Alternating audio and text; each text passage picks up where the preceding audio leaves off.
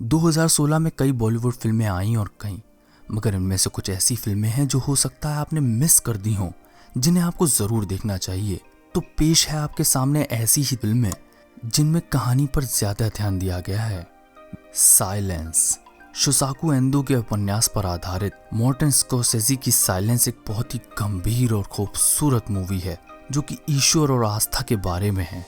यह विषय अपने आप में ही बहुत कठिन लगता है, लेकिन अगर कोई ये कर सकता है वह है स्कॉर्सेज़ी। एंड्रू गारफील्ड और एडम ड्राइवर ने 17वीं सेंचुरी के पोर्चुगीज प्रीस्ट के किरदारों को निभाया है जो जापान में ईसाई धर्म के प्रचार के लिए जाते हैं। दोनों ही एक्टर्स ने बेहतरीन अभिनय किया है। एल पॉल वेवर्न एक ऐसी शख्सियत है जिनसे आप चाहे प्यार करें या नफरत करें, मगर उन पर आपका ध्यान जाएगा ही। उनके द्वारा निर्देशित इस फिल्म में इसाबेला हर्बर्ट एक ऊंचे घराने में पेरिस में रहने वाली एक महिला का किरदार निभा रही हैं, जिन पर हमला होता है और वह अपने ही घर में रेप का शिकार हो जाती हैं। इस फिल्म में सेक्सुअल पॉलिटिक्स की भरमार है। यह साल की सबसे बोल्ड और चुनौतीपूर्ण फिल्मों में से एक है।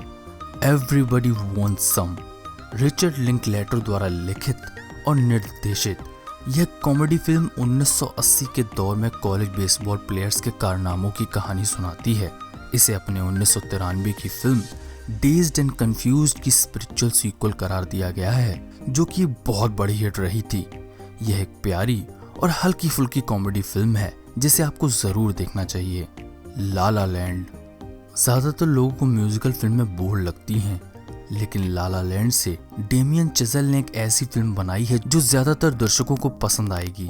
फिल्म की कहानी में एमा स्टोन और रायन गॉसलिंग लॉस एंजलिस के फैंटेसी बैकग्राउंड्स में नाचते गाते युगल हैं। कुछ भी उनकी योजनाओं के अनुसार नहीं होता, लेकिन वही इस शानदार और बड़े दिल वाली फिल्म की खट्टी मीठी कशिश है।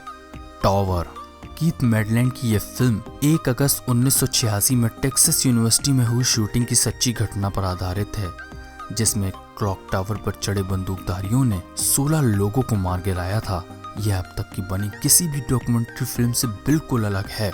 मैडलैंड ने आर्काइवल फुटेज, चश्मदीदों की गवाहियों और एनिमेशन को मिलाकर एक बहुत ही भयानक और डर पैदा करने वाला इफेक्ट तैयार किया है। लेकिन यह फिल्म एक अन्य कारण से भी उल्लेखनीय है। किसी अजनबी का अपनी जान खतरे में डालकर आपकी जान बचाने का क्या मतलब है?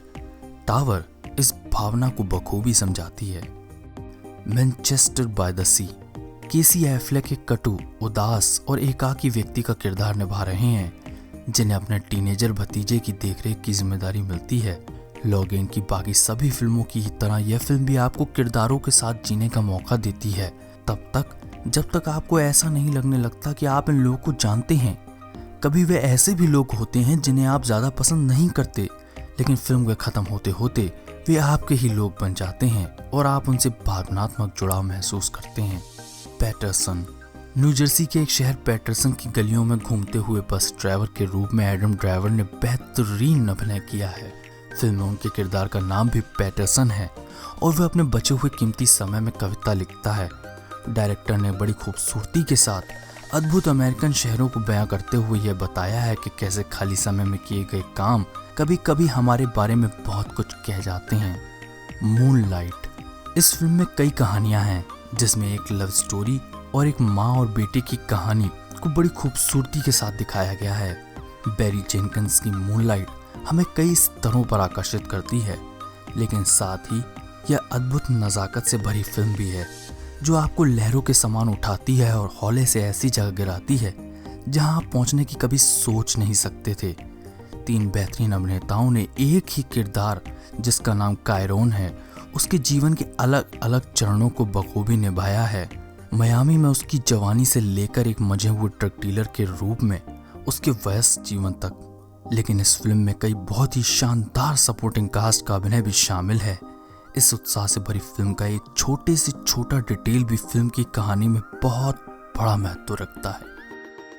आप सभी का वीडियो देखने के लिए धन्यवाद। आशा है आपको पसंद आया होगा। इनमें से कौन सी फिल्म आप देखना पसंद करेंगे, कृपया कमेंट्स में बताइए।